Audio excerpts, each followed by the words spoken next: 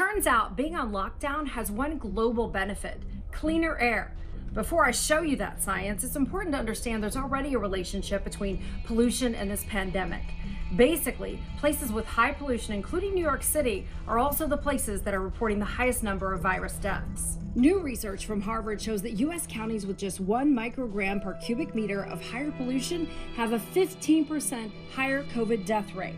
Now, the virus has ironically flipped the switch on pollution.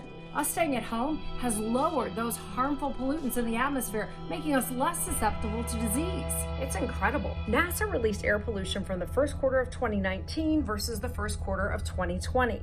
The results showed dramatically cleaner air, particularly a decrease in the dangerous pollutant nitrogen dioxide. And it's been measured by satellites around the world. And in New York City, for instance, compared to 2019, the first quarter of 2019, you've seen like a 22% drop in air, in the nitrogen dioxide in the air. National Geographic covers the topic. Editor Rob Kunzik explains the significance. This does show us what's possible.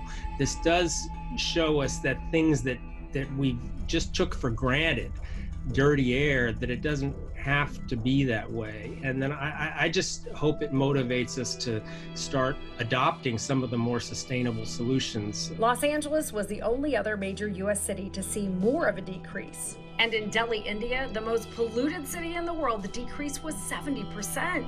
People in northern India are tweeting how they can see the Himalayas from their house for the first time in their lives. It's been a huge change planet-wide. It's proof of cleaner air around the world as we all stay home to avoid getting sick. And that is the irony. The air pollution that really causes immediate health effects, you stop emitting it, that stuff, a lot of that stuff comes out of the air pretty quickly. The fine particles that are the biggest danger, they settle out of the air pretty fast. This science shows changing habits cleans the air, and it offers us a sample of that better air quality. Might, motivate people to take the measures more seriously that we can do to clean up air. And it's not rocket science. We just need to switch to clean energy. We need to switch to electric cars.